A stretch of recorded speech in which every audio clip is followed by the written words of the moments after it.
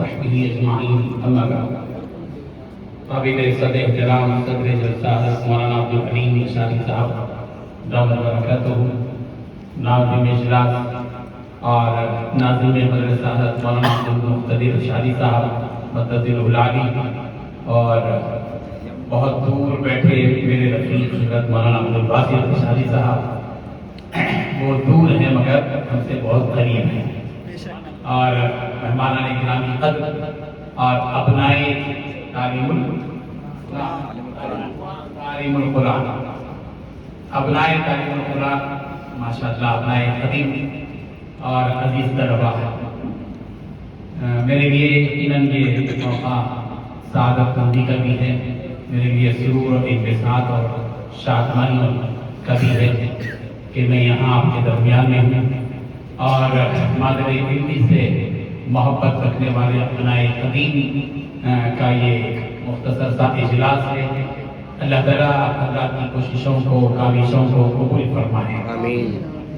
جس طرح اولاد بچے اپنی ماں سے محبت رکھتے ہیں، لگاؤ رکھتے ہیں، اور بچے دور بھی ہوتے ہیں، سمندر پار بھی ہوتے ہیں، تو اپنی ماں کو فراموش نہیں کرتے، بالکل اسی طرح روحانی اعتبار سے یہ مادر علمی سے فارغ طلباء ہیں، اب اپنی اپنی حیثیتوں سے وہ امام ہوں گے، خطیب ہوں گے، مدرس ہوں گے، ہو سکتا ہے کہ اس سے اونچے کسی مدرسے کے ناظم بھی ہوں گے، لیکن یہ کہ آپ اپنے مادر علم سے جڑے رہیں جس طرح ایک بچہ اپنی ماں سے جڑا ہوا ہے۔ اللہ تعالیٰ آپ سے بہت کام لے اور مختلف میدان آپ کے سامنے، اور بالخصوص جس ملک میں ہم زندگی بسر کر رہے ہیں، اس ملک کے حالات کے اعتبار سے ہمارے جو اپنے بڑے اکابر تھے ان پر اتنی ذمہ داریاں نہیں تھیں جتنی ذمہ داریاں اللہ نے آپ کے کاندھے پر رکھی ہیں، اس لیے کہ گزرا ہوا جو دور ہے وہ نارمل دور ہے، لیکن اب کا جو دور ہے وہ جھنجھوڑے جانے والا دن ہے۔ اللہ تبارک و تعالیٰ نے اس کی ایک منظر کشی کی ہے کہ جو حالات ہمارے اوپر آتے ہیں، ہم حسبتم ان تدخلوا الجنة ولما يأتكم مثل الذين خلوا من قبلكم مستهم البأساء والضراء وزلزلوا حتى يقول الرسول والذين آمنوا معه متى نصر الله ألا إن نصر الله قريب۔ کیا تم یہ خیال کرتے ہو، گمان کرتے ہو کہ تم بھگت میں جنت میں داخل ہو جاؤ گے؟ ایسا نہیں ہوگا، جب تک کہ تمہارے اوپر گزری ہوئی قوموں پر جو حالات آئے وہ تمہارے پر حالات نہیں آئیں گے، اس وقت تک تم کو جنت میں داخل نہیں کیا جائے گا۔ وہ حالات لوگوں کے پر آئے، بأسا ضرا زلزل، یہ مصیبتیں، مشقتیں، حالات سے دوچار ہونے والی کیفیتیں، اور پھر اس کے بعد زلزل والی کیفیت، جھنجھوڑے جانے والی کیفیت ہے۔ ابھی تو میں سمجھتا ہوں کہ ہمارے ملک میں ہمارے علماء، ہماری عوام بأسا اور ضرا سے گزر رہی ہے، مشکلات سے دوچار ہے، افواہیں بھی ہیں، کچھ حقیقتیں بھی ہیں، اور کچھ دشواریاں بھی ہیں، کچھ پرابلمز بھی ہیں، کچھ چیلنجز بھی ہیں۔ ان تمام کے درمیان میں آپ جی رہے ہیں، آپ اور جو عوام ہے وہ تو چلر میں جو ہے حالات سے گزرے گی، لیکن آپ ایک امام ہیں، ایک مدرسے کے فارغ ہیں، آپ ایک خطیب ہیں، ایک مدرسے کے ذمہ دار ہیں، ایک کسی تنظیم سے جڑے ہوئے ہیں، تو آپ پر ہول سیل میں ذمہ داری ہے آپ کے کاندھوں کے اوپر کہ آپ کو اس ملک کے حالات سے پوری طرح آشنا ہونا پڑے گا، اور آنے والا جو دور ہوگا وہ زلزلوں والا ہوگا، جھنجھوڑے جانے والا ہوگا۔ وہ جھنجھوڑے جانے کے اس کے حالات، واقعات، حادثات آپ اخبارات میں بھی دیکھیں گے، سوشل میڈیا میں بھی دیکھیں گے، یہ ہوگا، اور اللہ نہ کرے کہ ہو، لیکن ہو سکتا ہے۔ امکانات ایسے بتا رہے ہیں، اب تک جو ہوا آج کے 5 سال سے لے کر اس بارے میں بھی ہم یہ سمجھتے تھے کہ نہیں ہوگا، لیکن ہو گیا۔ بالکل اسی طریقے سے زلزلوں والی کیفیت بھی ہو سکتی ہے۔ تو اس وقت میں جس طریقے سے پہلے زمانے میں پچھلی قوموں میں پیغمبروں نے کہا تھا مدى نصر اللہ، نبیوں نے بھی اور نبیوں کے ساتھ جو لوگ تھے سب نے کہا تھا کہ مدى نصر اللہ، اللہ کی مدد کب آئے گی؟ تو پھر اللہ کی مدد بعد میں آئے گی، جب ہمارے دل سے یہ بات نکلے گی کہ اللہ کی مدد کب آئے گی۔ الا ان نصر اللہ قریب، خبردار اللہ کی مدد قریب۔ یہ بڑی ذمہ داریاں ہیں آپ کے کاندھے پر۔ آپ ہو سکتا ہے کہ یہ سمجھ رہے ہو کہ ہمارا کام صرف امامت کرنا ہے اور ہمارا کام صرف مدرسے میں پڑھانا ہے، لیکن آپ کو اپنے قوم کے قریب جانا ہے۔ جو علماء نبیوں کے وارث اپنے آپ کو قرار دیتے ہیں، ان کی سب سے بڑی ذمہ داری یہ ہے کہ وہ سماج کے قریب پہنچیں، اور سماج کے وہ طبقات بالکل غربت کا شکار ہیں، समाज के वो तबकात जिनको लोगों ने हैसियत नहीं दी और वो बेहैसियत बनकर जिंदगी बसर कर रहे हैं, आपको उनके करीब जाना पड़ेगा।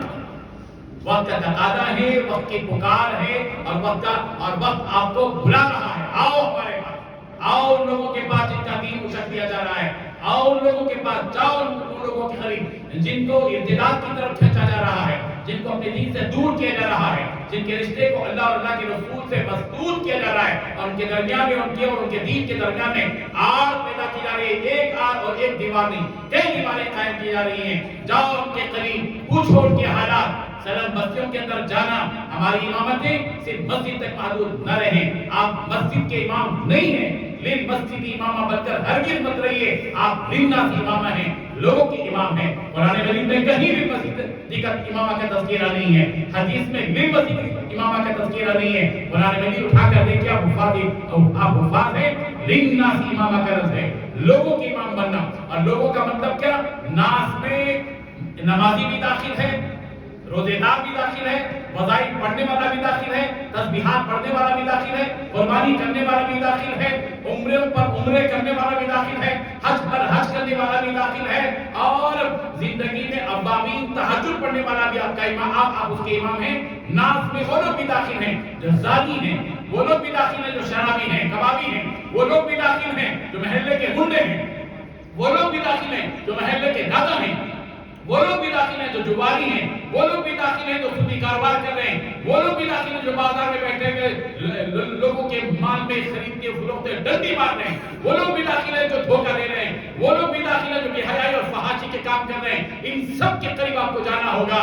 इन तमाम के आप इमाम हैं। आपने अगर दायरा ये बनाया है कि आप मस्जिद के इमाम हैं, वो वही 7.5 और 25.5 लोगों की इमामत करते रहेंगे, और जुमा में सिर्फ 55.5 लोगों की इमामत करते रहोगे, और इसी दायरे को बनाकर जिंदगी बसर करोगे, याद रखिए समाज कहीं और होगा और आप कहीं और होंगे, और समाज से आपका रिश्ता टूट चुका होगा, और उस वक्त में हंगामा करने और रोने और मरामत करने और हसरत और पछतावा करने से बार बार फायदा होने वाला नहीं। इस वक्त की शरीर जरूरत है कि आप समाज के दरमियान में रहें, लोगों से पूछें, मिलें। आप इमाम मालदारों के इमाम नहीं रहेंगे, आप गरीबों के भी इमाम रहेंगे, आप मोहताजों के भी इमाम रहेंगे, तंदरस्तों के भी इमाम रहेंगे, बेवाओं के भी इमाम रहेंगे, यतीमों के भी इमाम रहेंगे, माजूरों और मफलूजों के भी इमाम रहेंगे, और वो खस्ता लोग जिनको कोई नहीं पूछता, आप वो होंगे जिनको आप पूछने वाले, उनकी खैरियत दरियाफ्त करने वाले, उनकी मदद करने वाले, उनके करीब पहुंचने वाले, उनकी लाठी और उनका सहारा बनने वाले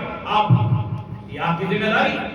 आप लिन्नास इमाम हैं, और नास में याद रखिए सिर्फ मुसलमान नहीं, बल्कि नास में वो काफिर तबका भी दाखिल है जो आपकी मस्जिद के अतराफ में जिंदगी बसर कर रहा है। इन गैर मुस्लिमों, ईसाइयों, यहूदी हो, नसरानी हो, मजूसी हो, आतिश परस्त हो, सूरज परस्त हो, सूर्य नमस्कार करने वाला हो, वंदे मातरम पढ़ने वाला हो, जय श्री राम कहने वाला हो, जितने भी आपके महल्ले के अंदर जिस मस्जिद में आप इमामत करते हैं उसके अतराफ में रह रहे हैं, उन लोगों की भी आप इमाम हैं। अल्लाह ने ये इज्जत आपको बख्शा है, और ये कांधे पर आपकी अमानत अल्लाह ने रखी है।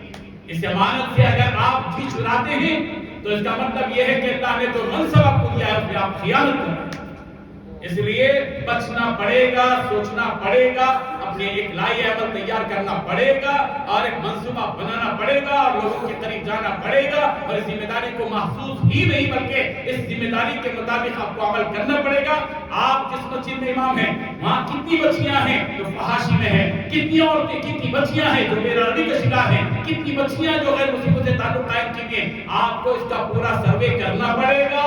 और वो औरतें जो आपके महल्ले में सरबस्ती हो या कोई महल्ला हो, वहां पर बेपर्दे के साथ बैठती हैं, बेनमाजी हैं, शौहरों की नाफरमानी करती हैं, घरों में झगड़ा करती हैं, इनकी इस्लाह की जिम्मेदारी भी अल्लाह ने आपके कांधे पर रखी है। आपने मदरसे में पढ़ा है, इसलिए नहीं पढ़ा, इसलिए मदरसे वालों ने आपको नहीं पढ़ाया कि आप सिर्फ एक रस्मी तौर पर कोई इमामत का फरीज़ा अंजाम दें, बल्कि अल्लाह तबारक व तआला बल्कि इन मदारिस ने आपको इस मदरसे में पढ़ाकर, खिलाकर, पिलाकर, सुलाकर, जगाकर, उठाकर और सब कुछ करके पूरी कुर्बानियों के साथ कौम का माल आपके ऊपर खर्च करके आपको इस मंसब पर बिठाया है। तो आप آپ کی ذمہ داری ہے اور آپ کی غیرت اور آپ کی حمیت اور آپ کے اندر کا جو عزت نفس کا معاملہ ہے وہ اٹھ کر بیدار ہو اور آپ کا وہ ضمیر جاگ جائے. اب پھر قوم کے درمیان میں آپ جا کر ان کے ضمیر کو للکاریں, ان کو اٹھائیں, سماج کو بدلیں, یہ انقلاب پیدا کریں. اور اللہ نے یہ طاقت اور قدرت قرآن مجید کی نسبت کی بنیاد پر اللہ نے آپ کے اندر رکھی ہے. آپ ہرگز اپنے آپ کو احساس کمتری کا شکار ہو کر بالکل ذرا میں کچھ نہیں کر سکتا, مجھ سے کچھ نہیں ہو سکتا, میں کیا ہوں, مجھ سے کیا ہوگا, نہیں. اگر اللہ نے چاہا وہ فعال لما یرید ہے, وہ جب چاہتا ہے جو چاہتا ہے کر گزرتا ہے. وما ذلک علی اللہ بعزیز, اللہ کے لیے کوئی کام مشکل نہیں ہے. ایک ذرے سے بھی اللہ تبارک و تعالیٰ پوری سماج میں انقلاب لانے کا ذریعہ بنا سکتا ہے. اس لیے اٹھو, اپنی ذمہ داری کو سمجھو. آپ صرف ہمارا کام 5 منٹ کا اور 5 منٹ کی نماز کا نہیں ہے. 2 رکعت کے امام بننے کے لیے ہم پیدا نہیں کیے گئے ہیں. ہم یہ 2 رکعت بھی پڑھائیں گے, 3 رکعت بھی پڑھائیں گے, 4 رکعت بھی پڑھائیں گے اور قوم کے امام بن کر محلے کے اندر گھسیں گے. ہماری آنکھوں کے سامنے ایک امام ہونے کی حیثیت سے ایک عام آدمی بازار میں ڈنڈی مار رہا ہو, اس کی ہمت نہیں ہونا چاہیے کہ آپ کے جیتے جی یہ کام ہو رہا ہو. یہ تو دین وانا حی. حضرت بکر صدیق رضی اللہ عنہ نے وہ جب پرچم اٹھایا تھا اور جب ذمہ داری سنبھالی تھی تو حضرت بکر صدیق نے اس وقت کے زکات کے منکرین پیدا ہوئے تھے, اسلام میں خرابی پیدا ہونے لگی تھی اور اسلامی فرائض کے بارے میں کوتاہی ہونے لگی تھی. حضرت بکر صدیق نے کیا کہا تھا, اینقض الدین وانا حی, کیا میرے جیتے جی دین میں کمی آ سکتی ہے. یہ ہے وہ پیغام حضرت بکر صدیق کا جو ایک ذمہ دار کو ہلا کر دیتا ہے, ایک ذمہ دار کے ضمیر کو جھنجھوڑ کر دیتا ہے. ہم سب کو اٹھنا چاہیے, بیدار ہونا چاہیے, قوم کے درمیان میں جانا چاہیے.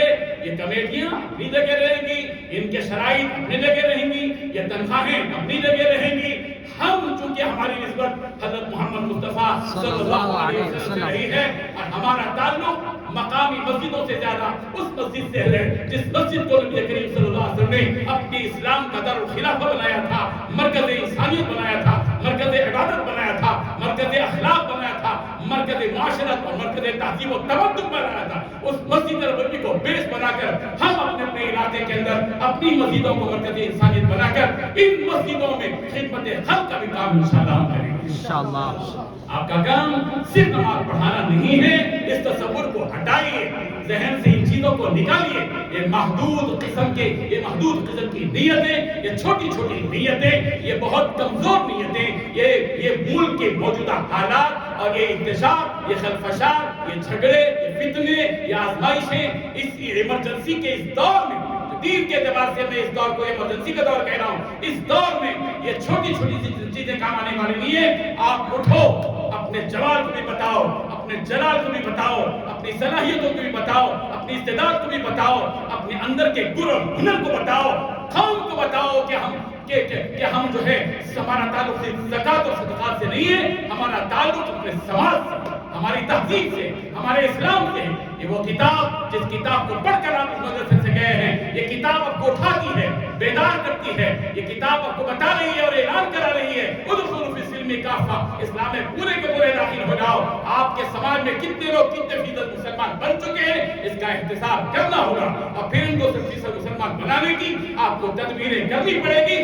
جب کہیں چل کر آپ حق ادا کریں گے, اس نسبت کا جو نسبت اللہ نے آپ کو نبی کریم حضرت محمد رسول اللہ صلی اللہ علیہ وسلم سے جوڑی ہے, یہ نسبت رسول رحمت سے آپ کی معمولی نہیں ہے. یہ نسبت جو آسمان اور زمین کے درمیان میں رشتے قائم کرتی ہے, یہ قرآن مجید کی نسبت ہے. جس قرآن کو اللہ تبارک و تعالیٰ نے آفاقی کلام بنا کر, آفاقی کتاب بنا کر دنیا میں اتارا اور زمین اور آسمان کے رشتے کو مضبوط کر دیا, اور جس رب کائنات سے جوڑنے والی کتاب ہے, اس کتاب کو قوم کے درمیان میں آپ کو لے جانا ہے, اس کتاب کی ترجمانی کرنی ہے, اس کے مطلب کو سمجھانا ہے. قوم بہت پیچھے جا چکی ہے, جہالت کا غلبہ ہے, بے دینی کا غلبہ ہے. آج اگر آپ ان سرم بستیوں میں جائیں گے, آپ احتساب کریں گے, 300 عورتوں سے ہم نے سوال کیا ہے, ایک ایک محلے کی خواتین کو جو جہالت میں اتنی ڈوبی ہوئی ہیں, ہم نے ان سے پوچھا ہے کہ ان 300 عورتوں سے کیا آپ میں سے کن کو سورہ فاتحہ کا ترجمہ معلوم ہے؟ 12 سے 13 عورتوں نے ہاتھ اٹھایا کہ ہم سورہ فاتحہ کا ترجمہ جانتی ہیں. اس کا مطلب کیا ہوا؟ اورش نکالیے آپ کتنے فیصد مسلمان عورتیں سورہ فاتحہ کا ترجمہ جانتی ہیں؟ کیا ان سب حالات کے باوجود کہ ان عورتوں کے اندر ابھی تک دین نہیں آیا اور ان دینوں کے نہ آنے کی نتیجے میں ہمارے کام نہ کرنے کی وجہ سے بہت فتنے گھروں کے اندر جا رہے ہیں. ہم لوگ صرف آوازیں کرتے ہیں شکیلیت کا فتنہ، مرزائیت کا فتنہ، قادیانیوں کا فتنہ. یہ فتنے آئے کیوں تمہارے جیتے جی اور ہمارے جیتے جی؟ ہم زندہ رہیں اور یہ فتنے آباد ہوتے رہیں، یہ فتنے بڑھتے رہیں. ہمیں ان فتنوں کے آنے سے پہلے باغ لگانی ہوگی. ان فتنوں کے آنے سے پہلے ہمیں اپنے علاقے کے اندر محنت کرنی ہوگی. سماج کے چپے چپے گوشے گوشے ان نالیوں اور نمبولیوں کے درمیان میں اپنے قدم کو ناپاک کرنا پڑے گا اور ان تک پہنچ کر ان کے اندر دین کو بٹھانا پڑے گا. اور اگر کام نہیں کریں گے کل قیامت کے دن کلکم مسئول اور کلکم مسئول عن رعیتہ، کہ تم میں سے ہر ایک کو اپنے بارے میں پوچھا جائے گا. تمہاری چرواہا تمہاری آئے کے بارے میں پوچھا جائے گا. ہر امام کو کل قیامت کے دن پوچھا جائے گا ہم نے تم کو ہماری مسجد کے سب سے آگے مقام دیا تھا، ہم نے تم کو ہماری مسجد کے سب سے اونچے مقام پر دیا تھا، تمہارے پیر وہاں تھے جہاں لوگوں کی گردنیں تھی، 2 لوگوں کے سر تھے. ہم نے اتنا اونچا مقام ہم نے اس لیے دیا تھا کہ تم اس ذمہ داری کو سنبھالو کہ لوگوں کے دین کو مضبوط اور پختہ کرو، ان کو دین سے جوڑے رہو. یہ کام اگر نہیں کریں گے کل قیامت کے دن اللہ کے ہاں ہمیں جواب دینا ہوگا.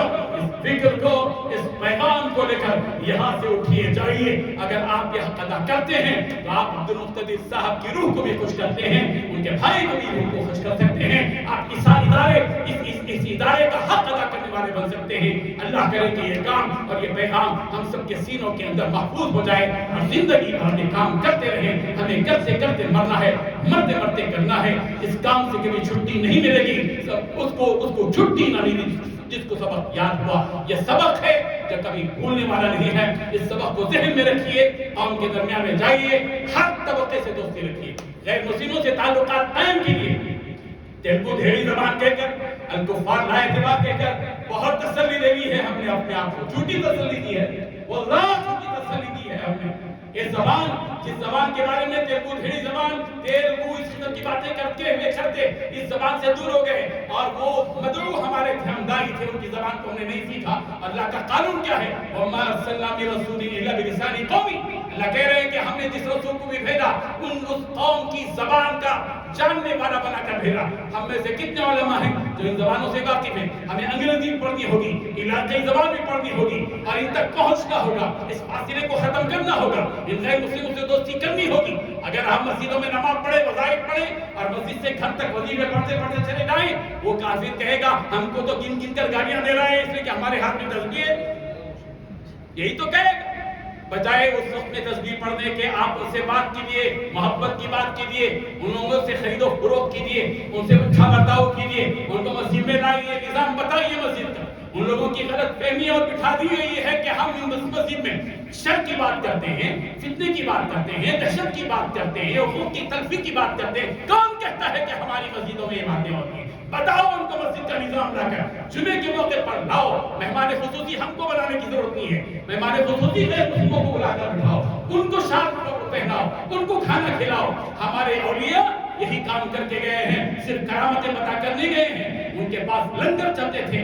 آج یہ لنگر سکھوں کے پاس رہ گئے اور ہمارے ہاتھ سے اٹھ گئے. ہماری کتنی مسجدیں ہیں جہاں کوئی لنگر کرتا ہو، کسی غریب کو کھانا کھلایا جاتا ہو، کسی غیر مسلم کو کھانا کھلایا جاتا ہو. مسجدوں سے یہ آواز اٹھنی چاہیے. خدمت خلق کا کام، سوشل ایکٹیویٹیز کا کام، یہ سارے کام ہمدردی کے، محبت کے، مودت کے، الفت کے، دردمندی کے، یہ سارے کام اور احسان کے اور ایثار کے مسجدوں کے بینر تلے ہونا چاہیے اور ہوتے رہنا چاہیے. اور اس کی ذمہ داری اللہ نے آپ کے کاندھوں پر رکھی ہے. اللہ کرے کہ میرے دل سے نکلی ہوئی بات آپ کے دل تک پہنچ جائے. آخر دعوانا الحمدللہ.